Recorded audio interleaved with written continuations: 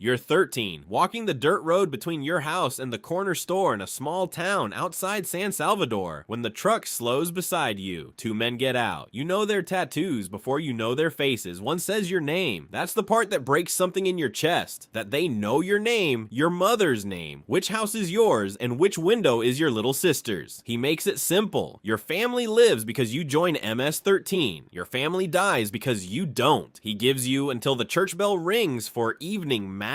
You think about running. There's nowhere in this town that isn't already theirs. Every family on your street has a story about someone who tried. You walk home slower than you've ever walked anything, trying to memorize your mother's kitchen, the smell of beans on the stove, your sister doing homework by candlelight because the power's out again. You don't tell them. You go back out before the bell rings and you say yes, and the word costs less than you thought it would, which frightens you more than the truck did. The initiation is 13 seconds, one for each year you've been alive, they tell you, like it's a gift. Fists from every direction. You don't fight back. When it's over, you're bleeding from your nose and smiling, because smiling is what keeps you alive in that circle. Someone hands you a soda afterward like you just finished a soccer match instead of surviving a beating. They don't put a gun in your hands first. They put a notebook. You're small, you're quiet, and you're good with numbers. So they use you to track debts, shipments, who owes who, who's been skimming from the collections. You memorize routes the police drive at night by watching which corner stores go dark early and which stay lit as lookouts. You start mapping which houses in the neighborhood pay the renta on time and which ones are 3 weeks behind.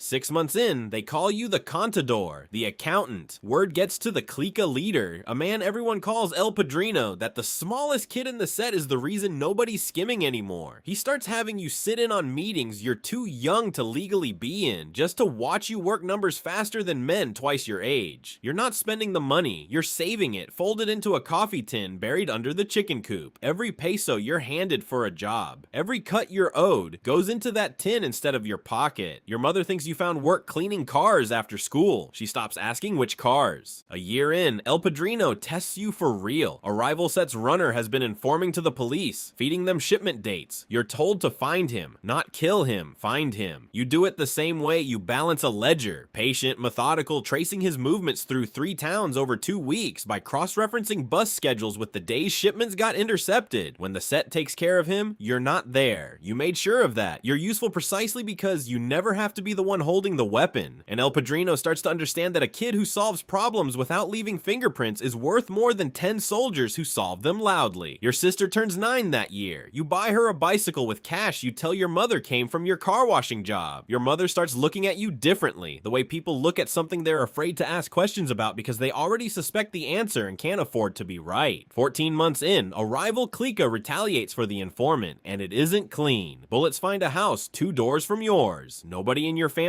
is hit, but your sister doesn't sleep for a week, and you sit outside her door every one of those nights doing math in your head instead of sleeping yourself, because math is the only thing that's ever made you feel like you have some control over what happens next. 16 months in, a lieutenant named Chino starts asking why a kid gets invited to meetings soldiers don't. He follows you one afternoon, watching you count the tin's contents through a gap in the chicken coop wall. You don't panic. You've prepared for this exact moment since the first week, keeping a second, smaller tin visible under a loose board, filled with a fraction of the real amount. Chino finds the decoy, reports a modest sum, and takes his cut as a bribe for staying quiet. He never learns there's a real one buried a meter deeper. 18 months in, the tin is full. You've counted it 4 times, sitting alone in the dark of the coop. Enough for a coyote, enough for the first 6 months of rent somewhere far from here, enough that your mother and sister could live somewhere a slowing truck doesn't mean anything. You go to El Padrino and ask for one thing, not money, papers, the documents his network moves for people crossing north. You tell him it's for a cousin. He knows it isn't. He looks at you for a long time and says the contador doesn't get to leave the ledger, only add to it. You negotiate the only way you know how. You offer him something worth more than your presence in the room. 18 months of financial records on every rival click within 200 kilometers, cross-referenced, dated, useless to him unless he trusts you enough to let you finish compiling it from wherever you end up. Information that took you a year and a half to build doesn't stop being valuable just because you cross a border. He tells you 3 weeks. You don't sleep for most of them. You spend those 3 weeks finishing the ledgers by day and lying awake by night because you know exactly what happens to people who know too much when they stop being useful in person, and you've watched it happen to men who thought they'd earned an exception. The morning your mother and sister leave, you don't go to the bus station with them. Someone watching you walk them there would ask questions neither of you could survive. You say goodbye in the kitchen over cold coffee, and you tell your mother it's temporary, that you'll follow once your work is settled. She doesn't believe you. She hugs you like she already knows this is the last time, and she doesn't ask what your work is, because a mother calculating which truth she can afford to hear has already decided not to hear this one.